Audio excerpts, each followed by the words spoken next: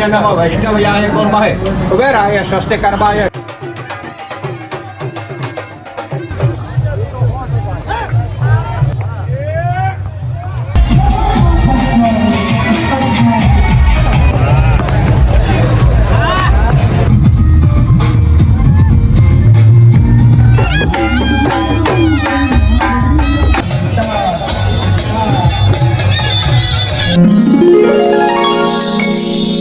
મિત્રો પહેલા તો બધાને જય માધવરાય। તો આજે એમ કહી શકાય કે બારસ મેળાનો ચોથો દિવસ અને મેળાના ચોથા દિવસે આજે ભગવાન શ્રી કૃષ્ણની જાન લગભગ 4 વાગે નીકળવાની છે।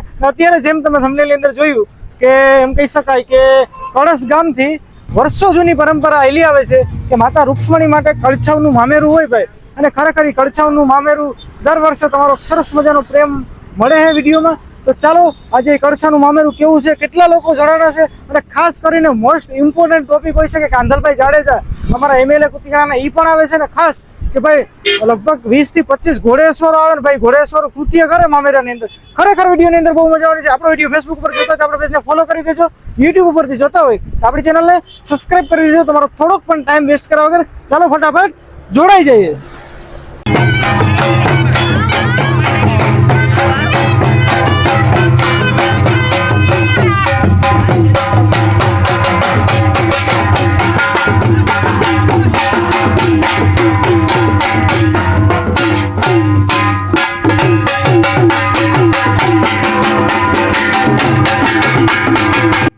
તો મિત્રો તમે જોઈ શકો છો કેટલી મોટી માત્રામાં અને કેટલી મોટી સંખ્યામાં એમ કહી શકાય કે કળશાવનું મામેરું કહેવાય। ગામ કળશથી માધુપુર સુધી આજે ભગવાનની જાન હોય, આપણે જેમ વાત કરીએ એમ તો બધાનો હરખ તમે જુઓ કે ભાઈ માતા રૂક્ષ્મણીનું મામેરું લઈ અને મામેરાની અંદર તમે જોઈ શકો છો સરસ મજાની ધજા નેજો છે જે માધવરાય મંદિરે નમાવશે, અને એમ કહી શકાય કે એની જે કંઈ વિધિ કરવાની છે એ કરશે। ભાઈ મોટી માત્રામાં લોકો છે એ જોડાઈ ગયા છે।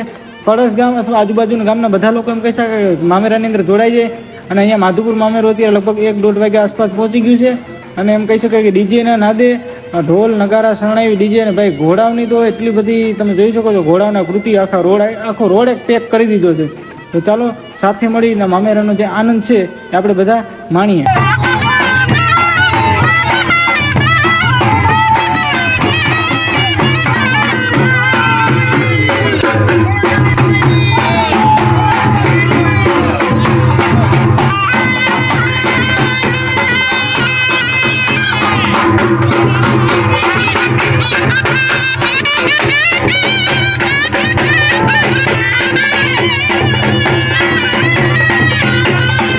તો હાલ મિત્રો એમ કહી શકાય કે માધવરાયના મંદિરે વાસ્તે ગાસ્તે જે કળછા લોકો છે એ મામેરું લઈ અને પહોંચી ગયા। તમે જોઈ શકો થોડી જ વારની અંદર મંદિર ખુલશે તો ભગવાન માધવરાયને ધજા નમાવી અને મામેરું અર્પણ કરશે, અને ત્યાં જે કંઈ વિધિ છે એ થશે। તો ચાલો બધા સાથે મળી અને મંદિરની અંદર જઈએ, આપણે સૌ સાથે મળીને પહેલાં માધવરાયના દર્શન કરીએ અને જે મામેરાનો અવસર છે એનો આપણે બધા સાથે મળી અને લાભ એમ કહી શકાય કે મિત્રો તમે જોઈ શકો છો આપણે હાલ માધવરાયના મંદિરે પહોંચી ગયા છે, અને થોડી જ વારની અંદર ભગવાન છે માધવરાયના દ્વાર છે એ ખુલવાના હોય, દ્વાર ખુલ્યા પછી જે મામેરું છે એને અર્પણ કરવાનું હોય। તમે જોઈ શકો થોડી જ વારની અંદર દ્વાર ખુલશે, તો દ્વાર ખુલી પણ ગયું અને આપણે બધા ભાગ્યશાળી છે કે માધવરાયને આપણે અહીંથી દર્શન થઈ ગયા છે, તમે જોઈ શકો છો। અને થોડી જ વારની અંદર મામેરું છે એ માધવરાય રૂક્ષ્મણીમાને અર્પણ કરવામાં આવશે, અને તમે જોઈ શકો છો બહુ મોટી માત્રામાં લોકો છે એ મામેરામાં જોડાઈ ગયા છે, આખું મંદિર ભરચક શ્રદ્ધાળુ ભક્તોથી ભરચક થઈ ગયું તમે જોઈ શકો છો।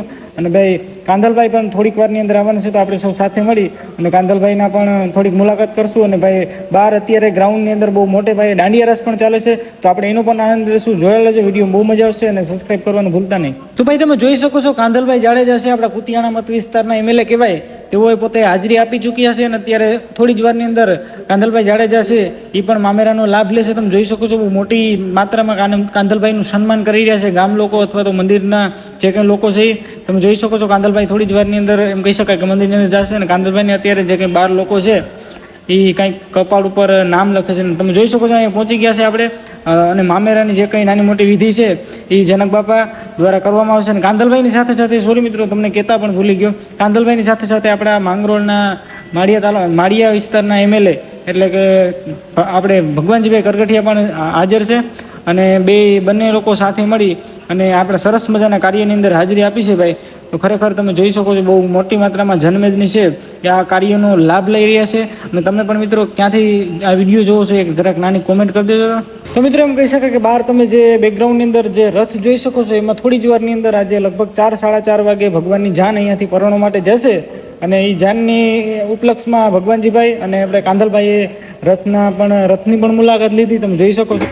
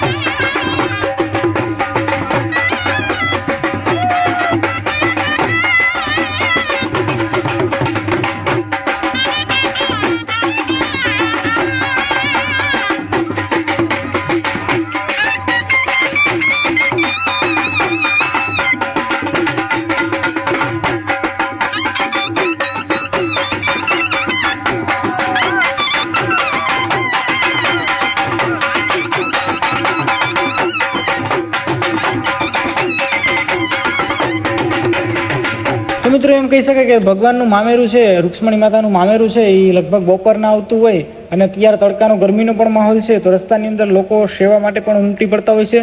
તમે જોઈ શકો છો આ ભગવાનનું મામેરું. અને અહીંયા મધુરમ સિલ્ક સ્ટોર અને મધુરમ ફેશનવાળા જે લોકો છે એ તમે જોઈ શકો છો અહીંયા લોકો માટે સરસ મજાની શરબતની પ્રસાદી વિતરણ કરી રહ્યા છે. અને ભાઈ ખરેખર અત્યારે ગરમીનો માહોલ છે ને એકદમ ઠંડો શરબત છે એ પીવાની ખરેખર બધાને ખૂબ મજા આવી ગઈ. અને બહુ મોટી માત્રામાં લોકોએ શરબતની પ્રસાદી લીધી. ભાઈ ખરેખર આવા લોકોનો ખૂબ આભાર કે નિસ્વાર્થપણે આવો પ્રેમ આપતા હોય.